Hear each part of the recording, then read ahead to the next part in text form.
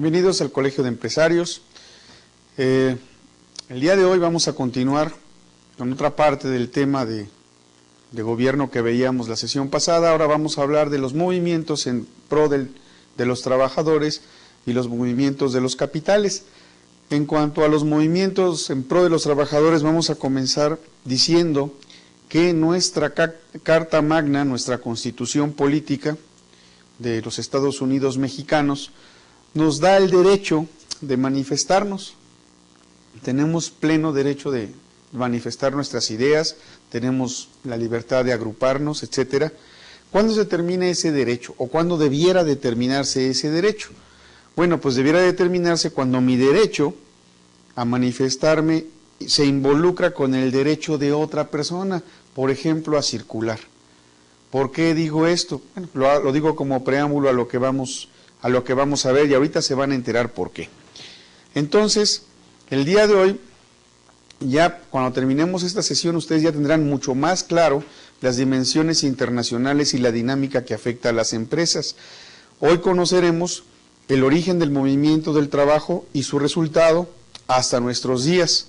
Conocerán también el desarrollo de los movimientos de los capitales desde el siglo pasado y también identificarán los tipos de restricciones al movimiento de capitales y los organismos regulatorios de estos capitales de forma internacional. ¿Por qué hablamos del siglo pasado? Porque realmente las reformas comienzan a hacerse prácticamente el siglo pasado. Fue un siglo que traía prisa, hubieron muchos cambios en todos los sentidos, culturales, en tecnológicos, artísticos, políticos, ¿sí? Entonces, los orígenes del movimiento obrero surgen desde la Revolución Industrial. ¿Por qué? Pues como consecuencia de la falta de derechos que los trabajadores tenían en las fábricas.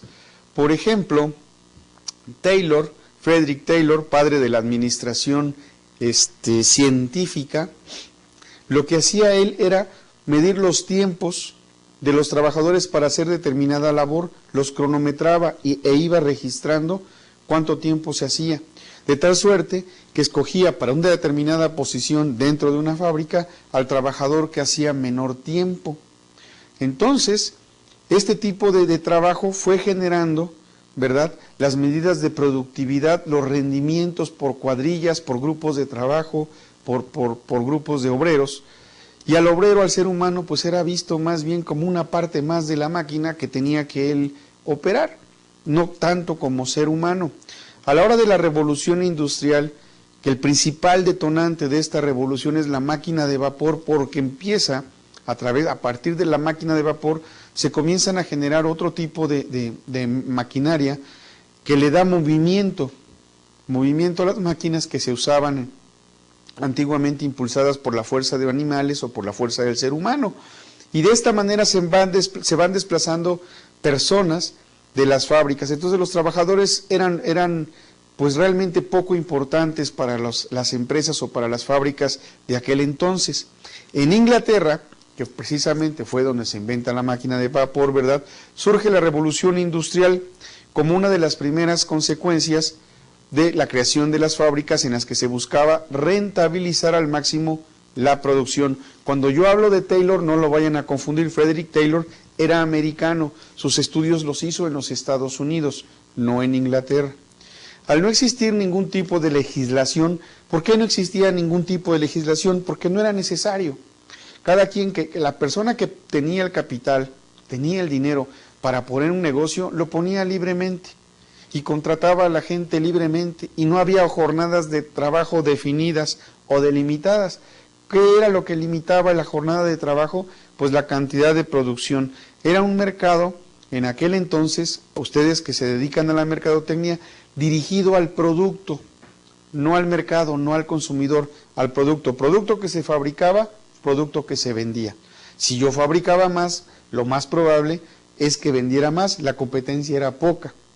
Y en esos momentos, en esos tiempos, pues la calidad prácticamente no se controlaba, no se aseguraba, no se le daba seguimiento. Al no existir ningún tipo de legislación que regulase la actividad industrial, los trabajadores se veían expuestos a jornadas de trabajo de más de 12 horas hasta que aguantaban. Los niños trabajaban siendo uno de los objetivos más atractivos para los empresarios porque les pagaban menos. ¿Por qué? Pues porque es un niño, hombre, ¿para qué va a necesitar tanto dinero? Así era como se medían los pagos, los salarios, ¿sí? Las primeras manifestaciones del movimiento obrero se plasmaron en el ludismo. ¿Qué era el ludismo? La destrucción de las máquinas, eso se le llamó ludismo, a las cuales se les responsabilizaba de la pérdida de la capacidad adquisitiva del pequeño artesano. Por culpa de las máquinas, estas máquinas producen más que lo que yo puedo producir en mi taller, entonces las máquinas son culpables de mi desgracia, entonces mi enemigo a vencer es la máquina. En vez de ver a la maquinaria como una herramienta que me puede ayudar a mejorar mi capacidad de producción, era vista como un enemigo a vencer, como un gran obstáculo. Este término proviene del obrero inglés Ned Ludd, que en 1779, en el siglo XVIII, destruyó un telar mecánico, porque consideraba que este telar pues competía con los talleres donde había sastres, por ejemplo. Sin embargo, los obreros se dieron cuenta de que no era la máquina el enemigo, sino el uso que de éste se hacía. Todo lo querían hacer con máquina, con maquinarias, con equipos, con herramientas, desplazando al ser humano. Y entonces dichos obreros comenzaron a dirigir sus quejas, cambian al enemigo, ya no es la máquina, ahora es el empresario, ¿sí?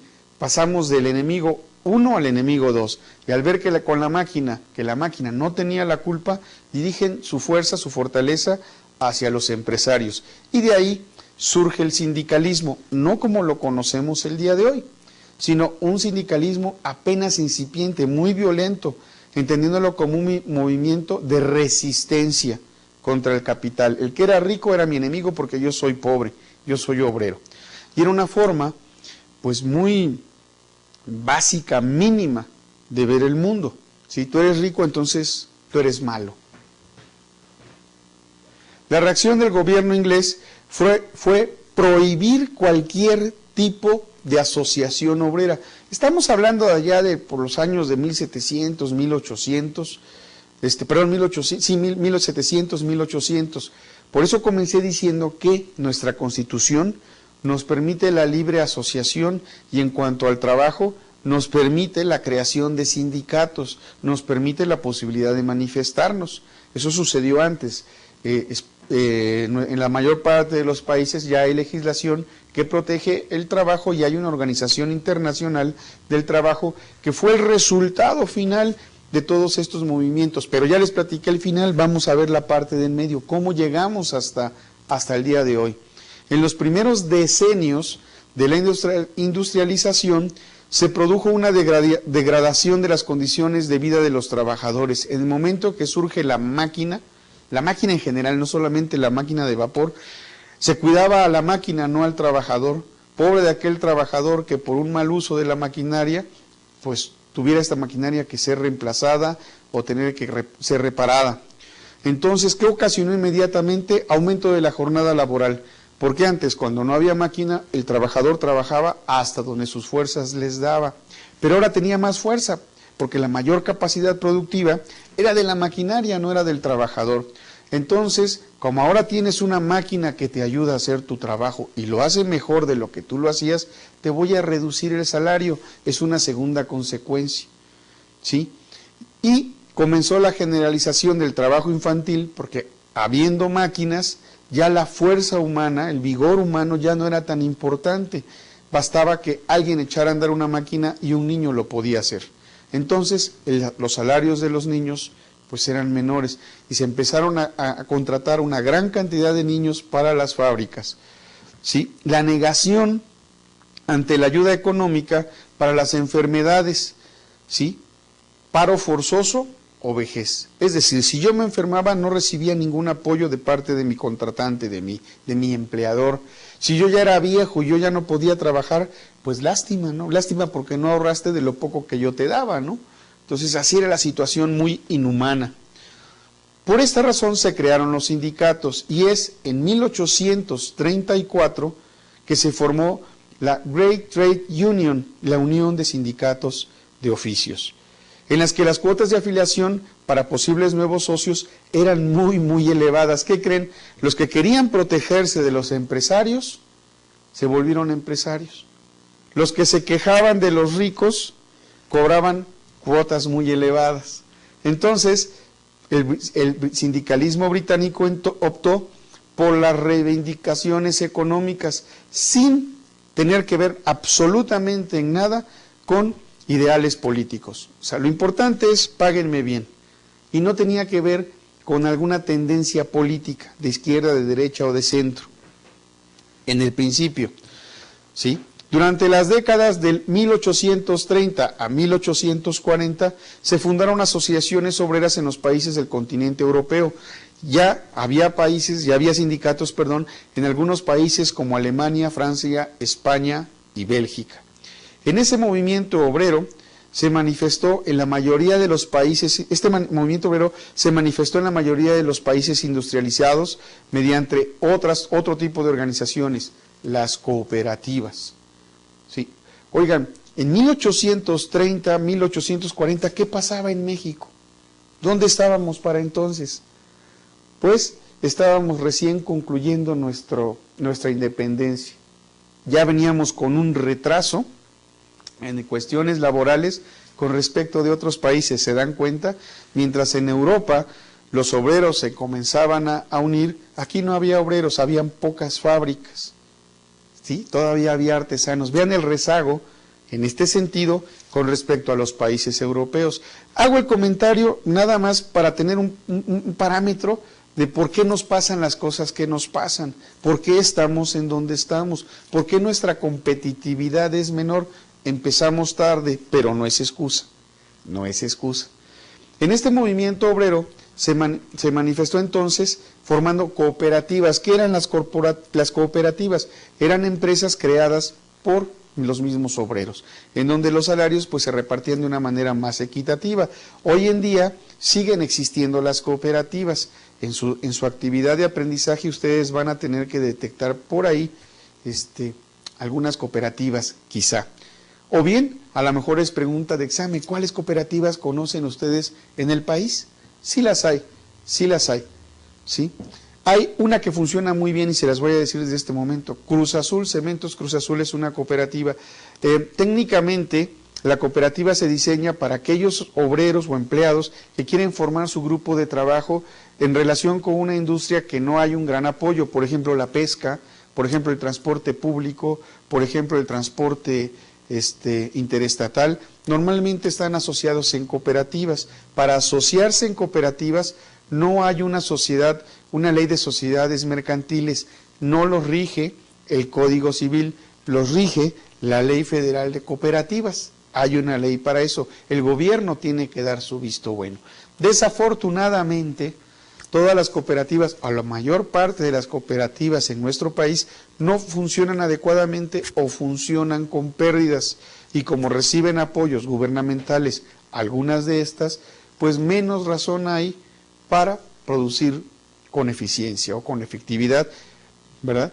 Entonces, bueno, esa es una de las desventajas de las cooperativas, pero una cooperativa que ha funcionado muy bien durante muchos años en México ha sido la cooperativa Cementos Cruz Azul, una más conocida para la mayoría de todos ustedes, Boink, el refresco que hay que agitar, también es una cooperativa que ha funcionado con altas y bajas y que, bueno, la competencia es muy dura y tratar de adecuarse a esa competencia sin tener la preparación técnica o académica a veces cuesta trabajo, y aún teniéndola sin tener el capital. Cuando veamos el movimiento de capital nos va a quedar más claro esta situación, ¿sí?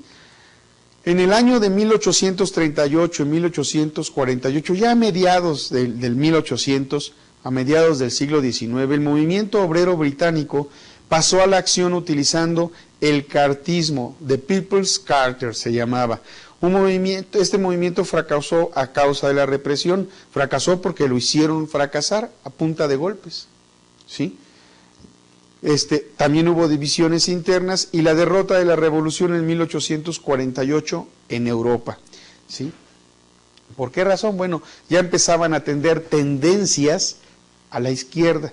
El capitalista era bueno, el capitalismo era malo y el socialismo era bueno.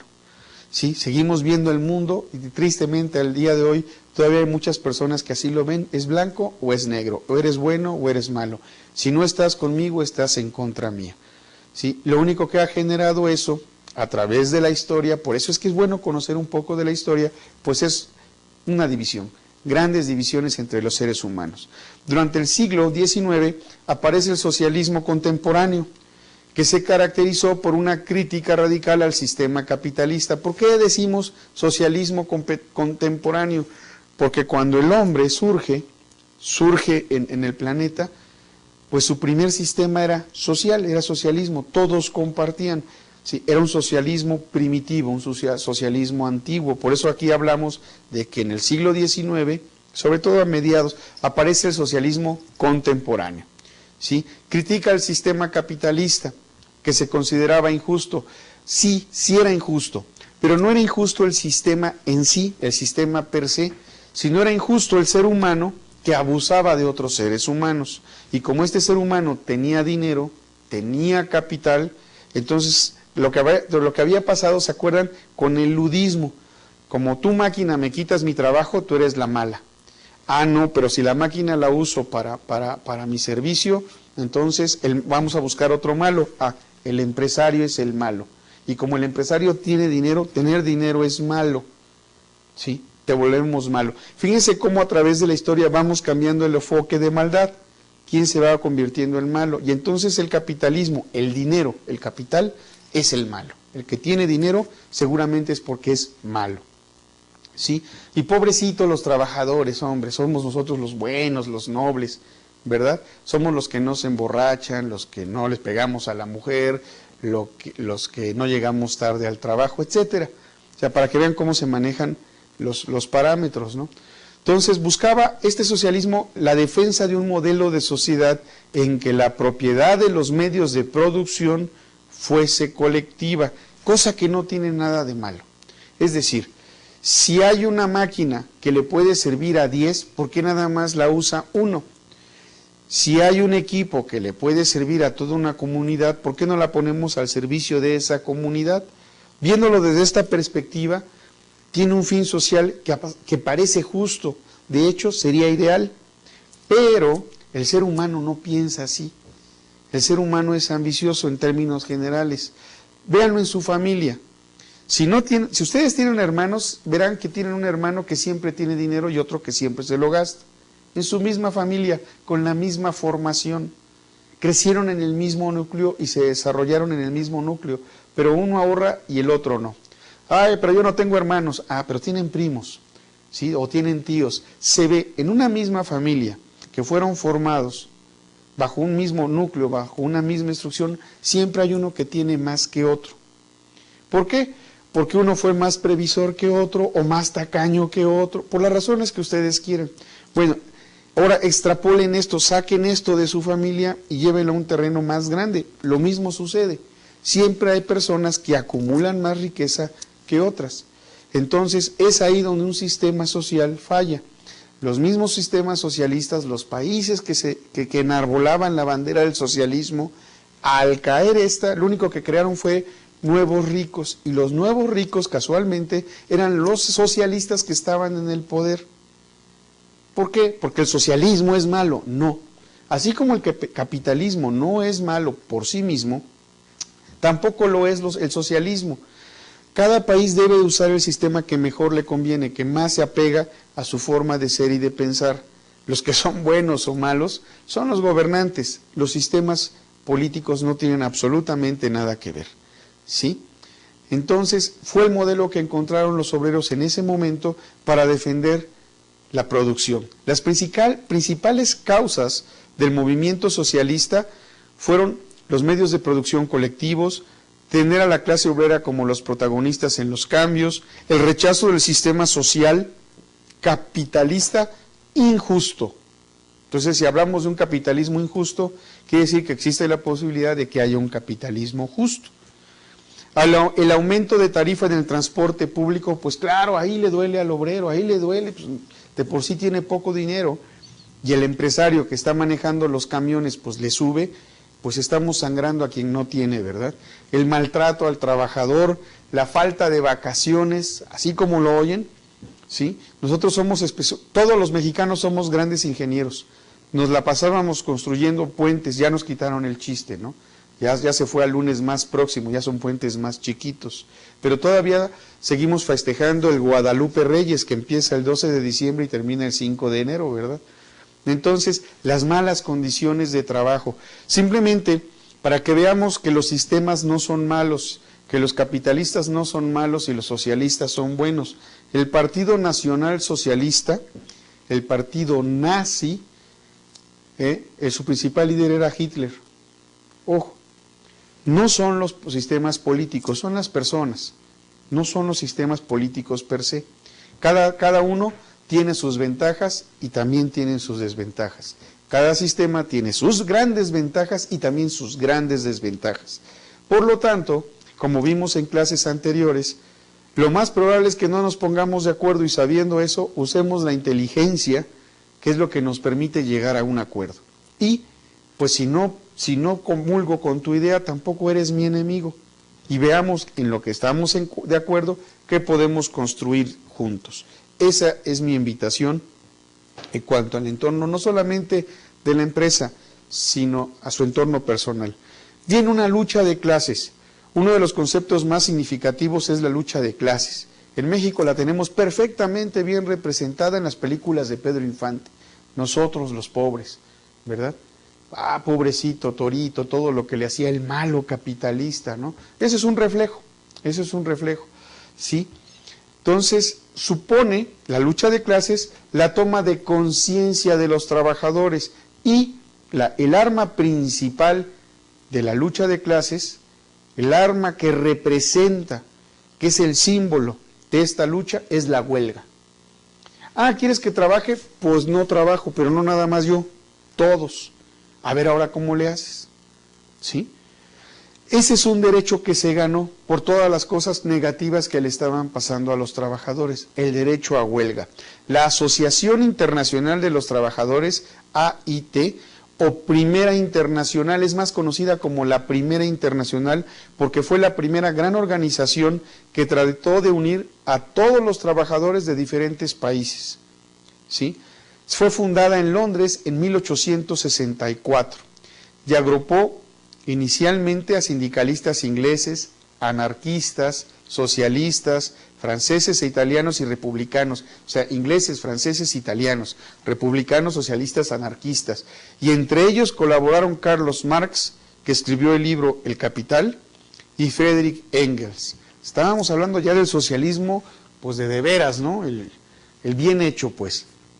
En 1872, este Consejo General de la Primera Internacional se traslada desde Londres, donde estaba ubicado, ¿hasta dónde creen? Hasta Nueva York. ¿Sí? Vean la evolución hasta Nueva York en 1872. Nosotros en México en ese entonces estábamos calentando la estufa para una revolución armada. Mientras por el norte estaban viendo cómo los trabajadores se organizaban para no sufrir, ¿verdad?, vejaciones por parte de su empleador, en México nos estábamos preparando para una revolución armada. Andábamos en otro canal, ¿sí? 1872, la revolución fue en 1910, vayan echando números. La Segunda Internacional fue una organización que después de una organización que se formó en 1889 por los partidos socialistas. La primera abarcaba de todo, la Primera Internacional abarcaba de todos. Pero los socialistas dijeron, no, porque ahí hay capitalistas y ahí hay, no. ¿Sabes qué? Nada más los puros socialistas vamos a armar nuestra propia Consejo de Trabajo, ¿no? Internacional de Trabajo. Y formaron la Segunda Internacional, ¿sí? ¿Qué era lo que querían? Deseaban coordinar la actividad internacional de los movimientos obreros, tener el control y la coordinación de todos los movimientos obreros que se habían formado ya en diferentes países europeos.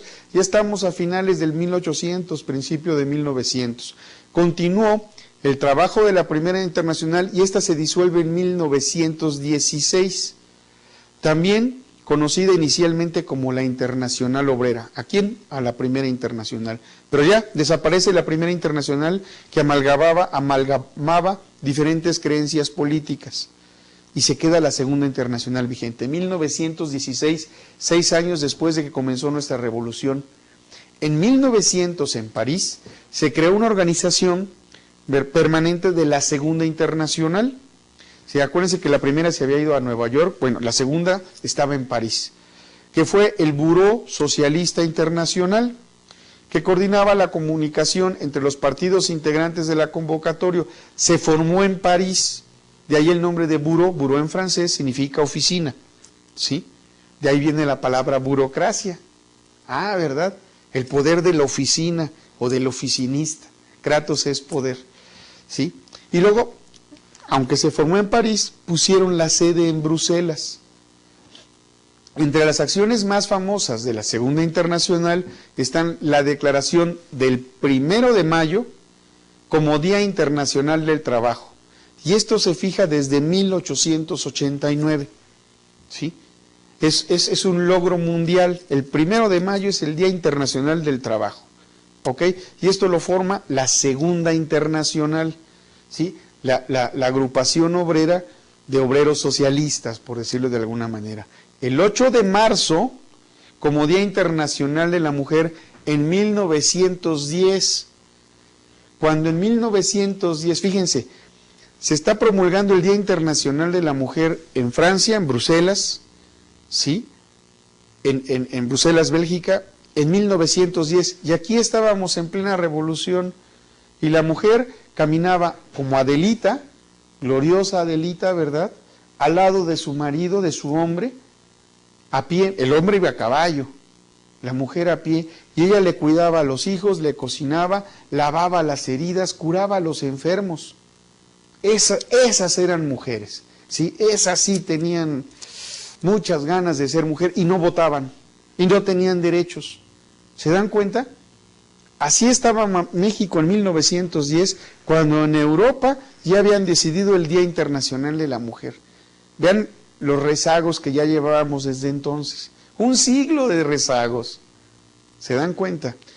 Sí. Con el estallido de la Primera Guerra Mundial, se produjo, tras la Revolución Rusa, la de octubre, ¿sí?, la creación de la Tercera Internacional. Pues si ya nos echamos dos, pues vamos a hacer una tercera. En 1919, pero ya se le cambió el nombre. Ahora es la Internacional Comunista, Comintern, el comité. De ahí viene la palabra comité, Comintern, ¿sí? Para distinguirse de la segunda. La primera era la fusión de todos los pensamientos de la época. La segunda era el pensamiento socialista. Y la tercera era el pensamiento comunista, ¿sí? Y ahí viene la palabra Comintern, la palabra comité, ¿ok? Y vean las fechas, ¿no? Desde el 1919, por acá nosotros matándonos en una revolución, ¿sí? Andábamos en otro canal, totalmente. La Segunda Internacional se reorganizó en 1920, pero muchos partidos ya no se quisieron unir a ella. Y entonces formó la Unión de Partidos Socialistas de la Acción Internacional, se llamaba UPSAI, o Internacional 2,5, como alternativa. O sea, si había la 1 y había ya desaparecido, si existió la Segunda Internacional y luego como que la desaparecieron y surge la Tercera Internacional, como esta no era la segunda ni era la tercera, le pusieron la 2,5, ¿sí? Ya desde ahí pues como que estaba destinada a desaparecer. En 1922 aparece la Asociación Internacional de los Trabajadores, organización anarco-sindicalista, o sea, de extremo pues, que pretende recoger el testigo del ala libertaria y que llega hasta la actualidad. Ojo, ¿sí? Los anarquistas, los que, no me entiendes, pues te pongo una bomba, ¿no?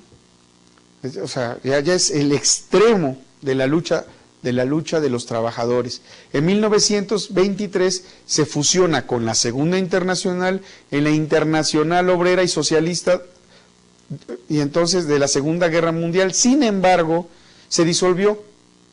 ¿Por qué se disolvió?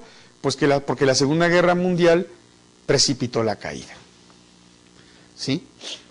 La Organización Internacional del Trabajo fue creada en 1919 como parte de un tratado en Versalles que terminó con la Primera Guerra Mundial, ¿sí? Cuando termina la Primera Guerra Mundial se decide crear la Organización Internacional del Trabajo y reflejó la convicción de que la justicia social es esencial para alcanzar una paz universal y permanente. Es decir, ¿qué es justicia social?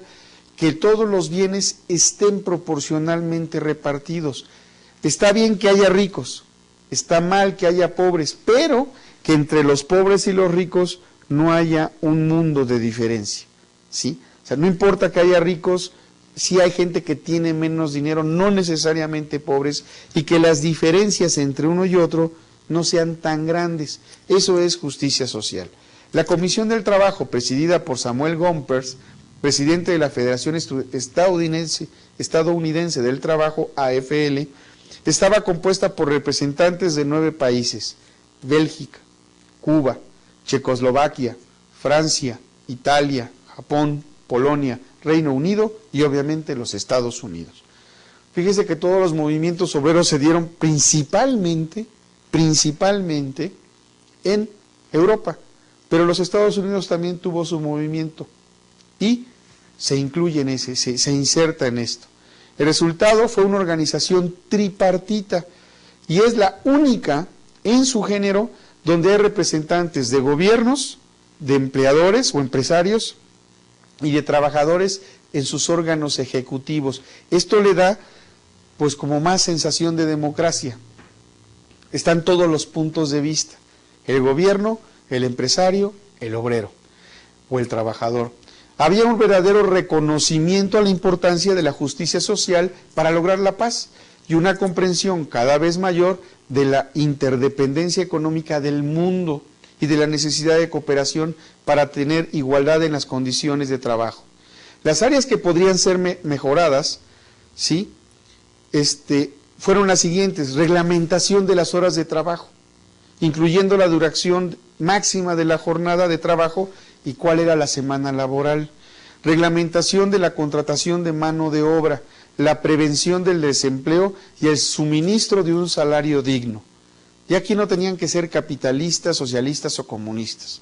Era gobierno, empresa y gente, personas. Protección del trabajador contra enfermedades o accidentes como consecuencia de su trabajo. Pero fíjense que cuando los trabajadores peleaban por su propia cuenta, no lograban nada. Cuando se une el empresario, el gobierno, el gobernante y el trabajador, vienen los logros. ¿Qué nos enseña esto? Que hay que trabajar unidos. Que es mejor unirnos para lograr cosas que estarnos peleando, ¿sí? Que estarle tirando al que crece. Mejor le apoyamos para que me ayude a crecer, para que me enseñe cómo le hizo. Se obtuvieron protección de niños, jóvenes y mujeres, pensión de vejez e invalidez, protección de los intereses de los trabajadores que estaban trabajando en el extranjero, reconocimiento del principio de igualdad de retribución, o sea, mismo salario para trabajos iguales, ¿sí? Reconocimiento de libertad sindical. Yo soy libre de aliarme a mi sindicato y ningún dueño se va a enojar por eso. Organización de la enseñanza profesional y técnica y otras medidas similares. ¿Para quién? Para los trabajadores, ¿sí? Miren qué bonita diapositiva está con esta imagen que pusieron aquí. La Organización Internacional del Trabajo está consagrada a la promoción de oportunidades del trabajo decente y productivo para mujeres y hombres, en condiciones de libertad, igualdad, seguridad y dignidad humana. Hoy en día, en gran porcentaje, eso se cumple. Aún en nuestros países, que a veces nos quejamos mucho y a veces hay quien maldice el país, no, hemos logrado grandes avances. Uno de ellos es este. Su objetivo principal son promover los derechos laborales, fomentar oportunidades de empleo dignas, mejorar la protección social y fortalecer el diálogo al abordar temas relacionados con el trabajo. Promover la justicia social y los derechos humanos laborales reconocidos a nivel internacional. Esta Organización Internacional del Trabajo, tiene como misión fundadora la paz laboral es esencial para la prosperidad. Si trabajamos en paz y además con gusto, vamos a ser prósperos. ¿Sí? En la actualidad, la Organización Internacional de Trabajo favorece la creación de trabajo decente y las condiciones laborales y económicas que permitan a trabajadores y a sus empleadores su participación en una paz duradera, prosperidad y progreso. En ese orden, paz, prosperidad y progreso. ¿Ok?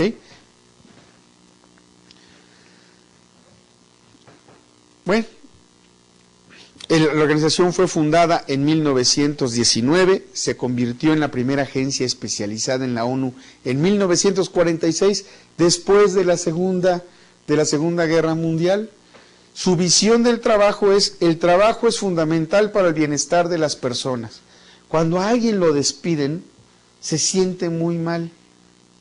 No solo porque lo despidieron, pega en el ánimo del ser humano, pega en su amor propio, ¿sí? Duele mucho perder un trabajo por la razón que sea. La autoestima se ve mermada. Por eso la visión del trabajo decente de la Organización Internacional del Trabajo es bienestar para las personas a través del trabajo. El trabajo es fundamental para lograr este bienestar. El trabajo decente resume las aspiraciones de las personas durante su vida laboral. Si yo estoy haciendo algo que me gusta, que disfruto, que es útil a alguien más, eso es trabajo decente. Tripartismo y diálogo social. La Organización Internacional del Trabajo, hoy por hoy, es la única agencia de carácter tripartita de las Naciones Unidas, porque reúne gobiernos o gobernantes, empleadores y trabajadores, y todos toman las decisiones en conjunto, ¿verdad?, para hacer políticas y programas en beneficio de todos. ¿Se acuerdan ustedes cuando estábamos viendo el ciclo económico? Vean qué tan importante es. ¿Cuáles eran los 3 factores del ciclo? Empresa, gobierno y familias. ¿De dónde son los trabajadores? Pues de las familias. Se sigue respetando este ciclo económico. Las normas internacionales del trabajo, ¿sí?, las responsables las hace la Organización Internacional del Trabajo para todo el mundo. Hay 178 países miembros, cada uno de ellos opina, da su punto de vista y llegan a un consenso que les sirva para esos 178 países. Busca garantizar que las normas de trabajo sean respetadas tanto en sus principios como en la práctica, sobre todo en la práctica. Busca superar la pobreza mediante el trabajo. La pobreza está arraigada, está extendida a lo largo del país, ¿sí? Para que se dé una idea, cerca de 2 millones de personas viven en el mundo con menos de $2 al día. $2. ¿A cuánto les gusta el dólar? Lo ponemos caro, 15.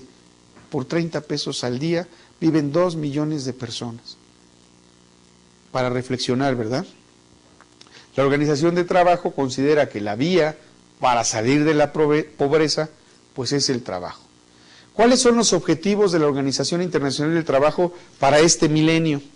Erradicar la pobreza extrema y el hambre, lograr enseñanza primaria universal, promover la igualdad de género y empoderar, dar fuerza, dar poder a la mujer, reducir la mortalidad infantil, mejorar la salud materna, combatir el SIDA, paludismo y otras enfermedades, garantizar la sostenibilidad del medio ambiente, ¿se acuerdan?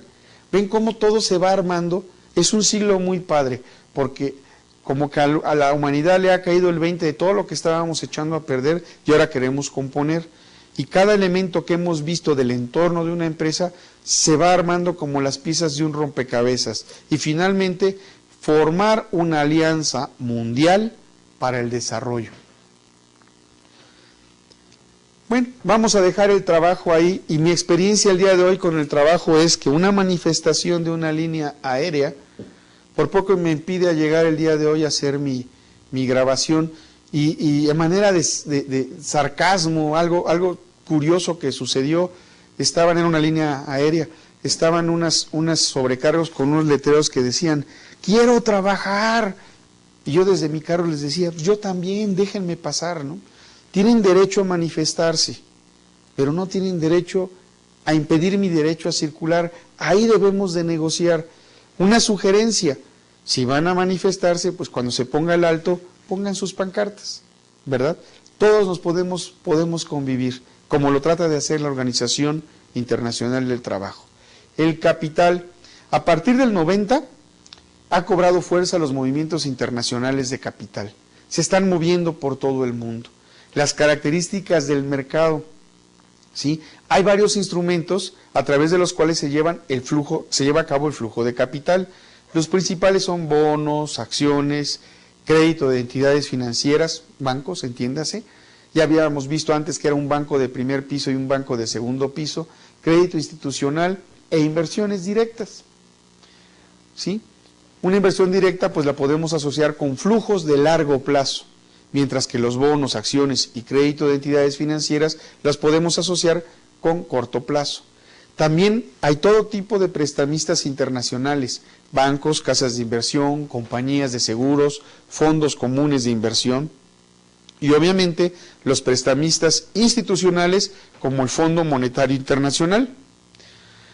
Los créditos bancarios de corto plazo son muy volátiles. ¿Qué significa eso? Que sus tasas de interés pueden subir muy rápido.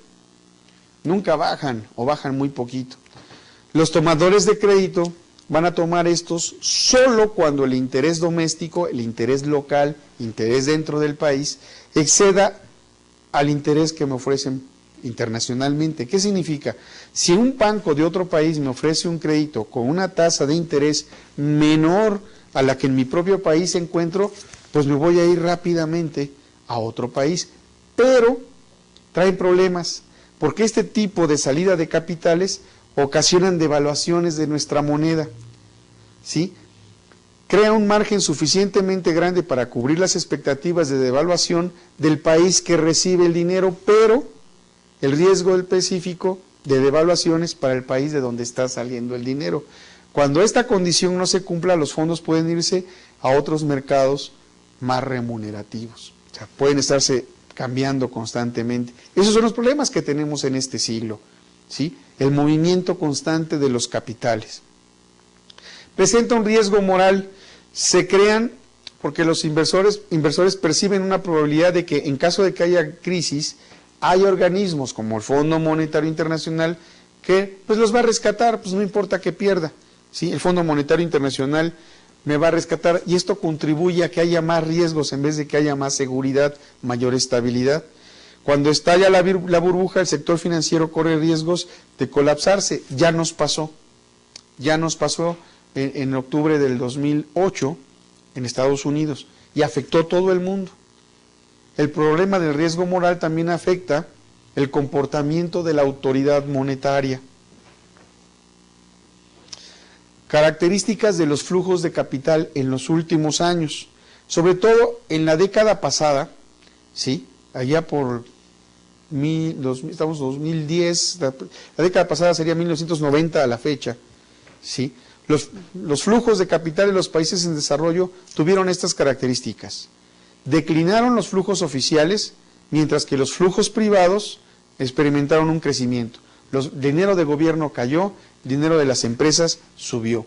Dentro de los flujos privados, mientras la inversión extranjera directa mantuvo una trayectoria relativamente estable, los flujos financieros, ¿sí?, exhibieron una enorme volatilidad. La inestabilidad de los flujos financieros privados origina la organización de paquetes multinacionales de rescate de magnitudes terriblemente grandes. Hay una fase de turbulencia financiera que se inició con la crisis asiática, luego con la crisis rusa, termina o sigue con la crisis latinoamericana y hoy en día pues estamos percibiendo la cereza del pastel a través de la crisis provocada en los Estados Unidos, ¿sí? Son consecuencias de una gran cantidad de crisis mundiales. Sí, así tenemos el efecto samba en Brasil, el efecto tequila en México, el efecto tango en Argentina. A la de Estados Unidos nadie le puso el rock and roll para no menearle más al asunto, ¿no? Y los efectos de flujo de capital en las economías subdesarrolladas. Vamos a ver qué pasa en las economías subdesarrolladas. Bueno, en las expansiones se produce la entrada de capital. Cuando un país crece, va jalando capital que impulsa la economía aún más. Pero la salida abrupta de este capital, generalmente en la fase cuando el ciclo está descendiendo, genera recesiones violentas. Esto es así, el ciclo económico va en este sentido. Cuando la curva va hacia arriba e ingresa capital, hace que la curva llegue más alto. Pero en el momento de que el ciclo comienza a decaer, comienza a declinar, comienza a frenar su crecimiento, muchos buscan un nuevo ciclo en otro país y entonces lo que ocasionan es que esta caída sea abrupta. Sí. Una gran parte de los flujos de capital de corto plazo no se canaliza a inversiones reales y productivas, sino actividades de especulación. Esto. Compro cuando está barato para vender cuando está caro. A eso precisamente se dedica la bolsa de valores. Estas actividades, por su misma naturaleza, son volátiles e impredecibles. Por eso decimos, la bolsa tiene una alta volatilidad. Por esto, porque pueden estar cambiando constantemente. El consumo y la inversión aumentan la apreciación de la moneda, pero si no hay consumo y no hay inversión, disminuye la apreciación de la moneda, y para no decir disminuye la apreciación, vamos a decir que la moneda se deprecia. Si lo anterior se le suma que los agentes locales están más endeudados, pues esto afecta la percepción extranjera de la capacidad de endeudamiento que tiene una empresa. Si un país tiene un elevado stock de corto plazo, cuando esto se dispara, cuando esa gráfica se dispara, ¿sí?, los fondos extranjeros se irán más rápido. ¿Qué sucede con esto? Pues que aumenta la vulnerabilidad del sistema financiero doméstico, es decir, local. En resumen, si bien las entradas de capital pueden traer fondos del exterior, sus efectos pueden ir en contra del desarrollo. ¿A qué va a afectar primero? Al empleo. Por eso primero hablamos de los movimientos internacionales del trabajo. ¿Qué significa regular los movimientos internacionales del capital? Ya vimos que la Organización Internacional del Trabajo pretende regular los movimientos del trabajo y de los trabajadores. Pero ¿cómo se controlan los capitales? El control, ¿quién restringe estos capitales? Hay controles de capitales que se focalizan en las transacciones de las cuentas de capital y hay controles cambiarios que se centran en las transacciones de moneda. ¿Sí? El capital, recuerden que es la suma de activos menos pasivos. Los controles de capital se aplican en uno o más elementos de la cuenta de capital para cubrir las inversiones extranjeras directas. IED, más adelante vamos a explicar con más calma lo que significa esto. Los controles cambiarios regulan los derechos de residentes de usar, o sea, remitir y recibir moneda, o de mantener cuentas en el extranjero, que se les llama offshore o onshore. Vamos a ver esta tablita rápido, a ver si nos ayuda. Podemos restringir el movimiento de capital según su extensión, según la dirección de los flujos que regulan, según su duración, según el origen o destino de los flujos. Según su extensión podemos decir que pueden ser selectivas, la mayoría de los países aplican restricciones, o pueden ser comprehensivas, de comprimir. Países con regímenes, entre comillas, liberales, como la India y la China, ellos tienen el control absoluto de su capital. O, según la dirección de los flujos, pueden ser flujos al exterior, outflows, la aplicación que aplican más a los países desarrollados, o inflow, entradas, que aplican más a los países subdesarrollados. Los países desarrollados pueden poner capital en otros países. Los países subdesarrollados jalan el capital de los países desarrollados. Pueden ser temporales o pueden ser permanentes. El permanente sentimos que entra el capital y ahí se queda. El temporal solo aplica en periodos extraordinarios, cuando está el ciclo económico. O pueden ser universales, pueden ser directos, pueden ir específicos a un país o pueden estar basados en el mercado como una estructura que altera los incentivos. ¿Cuáles son los organismos internacionales? Así como hay el Organismo Internacional del Trabajo, ¿cuáles son los organismos internacionales que regulan el trabajo, el capital, perdón? Bueno, pues tenemos el Fondo Monetario Internacional, que existe desde el 27 de diciembre del 45, y sus operaciones financieras, o sea, en el 45 se forma, pero ya comienza financieramente a trabajar a partir del 1 de marzo del 47. Y lo que quiere el Fondo Monetario Internacional es cooperar con el crecimiento del comercio internacional y lograr un elevado nivel de empleo y de ingreso real. Tenemos también la Organización Mundial de Comercio, que es el único organismo internacional que se ocupa de las normas que rigen el comercio entre los países. Su propósito principal es asegurar que las corrientes comerciales circulen con la máxima facilidad, previsibilidad y libertad posible. Y finalmente tenemos a la Organización para la Cooperación Económica y el Desarrollo. Esto reúne, por cierto que el presidente es mexicano, es Gurría, Miguel Ángel Gurría. Reúne a los gobiernos de los países comprometidos con la democracia y la economía del mercado de todo el mundo para apoyar un crecimiento económico sostenible, impulsar el empleo, elevar los niveles de vida, mantener la estabilidad financiera, ayudar a otros países en el desarrollo económico y contribuir con el comercio mundial. La organización proporciona un entorno donde los gobiernos pueden comparar existencias de políticas, buscar respuestas a problemas comunes, identificar buenas prácticas y coordinar políticas nacionales e internacionales. Sin excepción, en todas estas organizaciones, tanto de trabajo como de capitales, no hay distingo de países, no hay distingo de credos, de razas, de clases sociales, de posibilidades económicas. El consenso nos ayuda a todos para crecer. Nos vemos la próxima clase, que les vaya muy bien.